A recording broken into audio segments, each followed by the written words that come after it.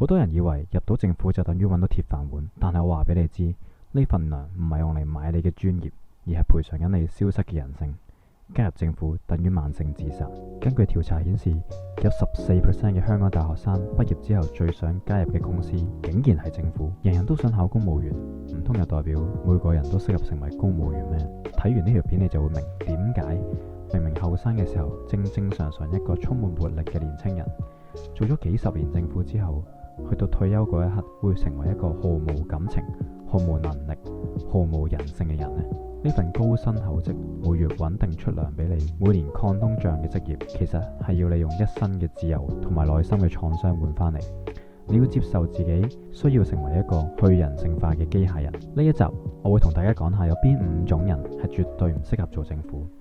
聽到呢度，好多人會可能即刻講：勁人咪唔做政府咯，勁人梗係出邊公司揾真銀啦，做政府根本唔撚使用腦，咪留翻俾啲垃圾做咯。你咁樣諗就大錯特錯。咁當然啦，真係最 top 嗰0.1% 畢業生，畢業出嚟講緊揾緊幾百萬年薪嗰啲，咁呢啲當然冇得比啦。第一種人帶住良心同埋善良，佢想進入體制幫更加多嘅人，打破呢個官僚嘅悶局。呢種人注定一生只能夠不停咁樣面對內心嘅自責同埋內耗。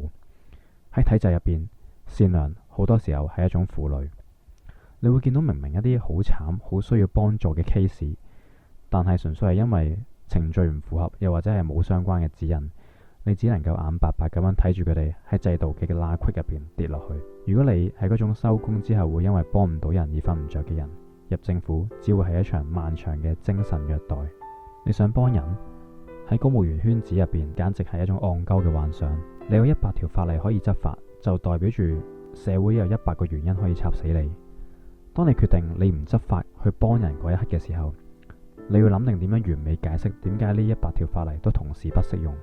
如果你冇呢個口才，你嘅善良只會變成你俾人拎去祭旗嘅理由。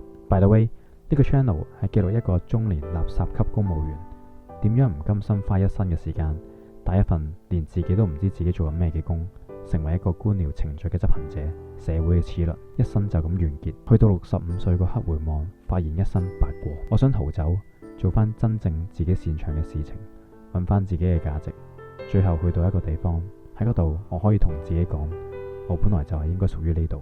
如果大家都想過一個有尊嚴嘅人生，歡迎 like 同埋 subscribe 呢個 channel， 因為當你 subscribe 咗呢個 channel， 呢個 channel 就會多一個 follower。第二種人就係一啲想改變世界嘅人，嗰啲人入政府注定失望。喺那些年入邊，男主角講過一句嘢，佢話佢想成為一個好厲害嘅人，想令呢個世界因為有咗佢而有少少變得不一樣。聽落好似好熱血好浪漫，係咪？但係現實係，如果你帶住呢份想改變世界嘅幻想入去做政府，你只會發現自己只不過係一個戇鳩仔。你唔好以為入政府成為咗 officer 之後有公權力，可以自己憑良心令個社會變得更加好。冇錯，你的確係有公權力，而且權力大到可以影響住好多人嘅生死同埋飯碗。但係執行呢啲決策嘅背後，大部分都係已經有高層已經寫定咗嘅遊戲規則，你負責嘅只係執行呢啲規則。喺規則同規則之間嘅酌情權根本好細，一旦你開始偏離，嘗試改變呢個體制，10萬支箭會對住你嚟射，你將會被放上問責嘅刑台上面，求其入一封匿名信投訴你唔跟程序，已經夠玩你幾個月。第三種人，追求效率同埋邏輯嘅精英。如果你係嗰啲做嘢中意快狠準，覺得1+1就一定係等於2嘅人，入到嚟你會癲咗。喺政府1+1可能等於要開3個會，寫4份 report， 再等5個部門覆你 no objection 先至過到嘅嘢，你會發現比起解決問題，大家似乎更加在意嘅係程序上面係咪無懈可擊呢？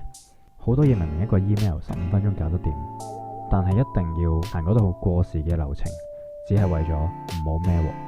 對於一個重視效率嘅人嚟講，喺呢種毫無意義嘅虛耗中度日嘅感覺，比叫你去搬磚更加痛苦。舉個好撚低能嘅例子，點解今日2026年啊，有冇啲政府嘅 session 仲係堅持要用 fax 嚟收 interdepartment 嘅 memo 先至為之合程序？而完全唔接受 email 呢2026仲要用傳真機收 memo， 唔接受 email， 你話得唔得啊？一個政府嘅常態就係，與其花3個鐘頭落地解決問題，公務員似乎更加寧願花2個半鐘頭去寫一個完美無瑕嘅 email， 推走個波俾其他部門。呢啲就係公務員。第4種人，想追求自我認同同埋成就感嘅人。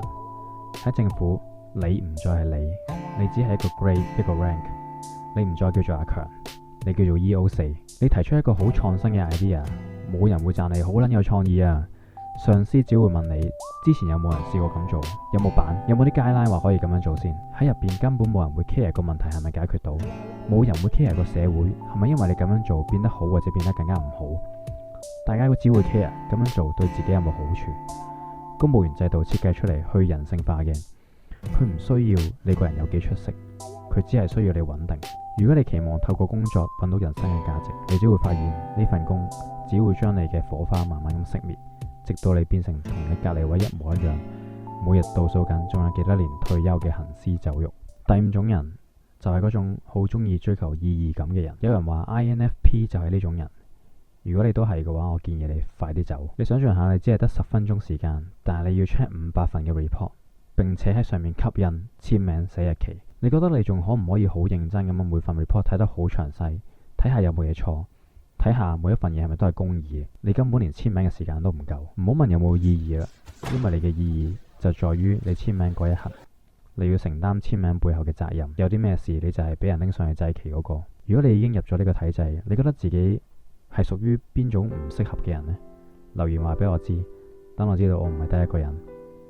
公務員唔係一份工，佢係一場交易。你交出嚟嘅靈魂、自由同埋可能性，而換取佢俾一份生存嘅安定你。個問題係，你覺得呢筆交易你仲頂得順幾耐呢？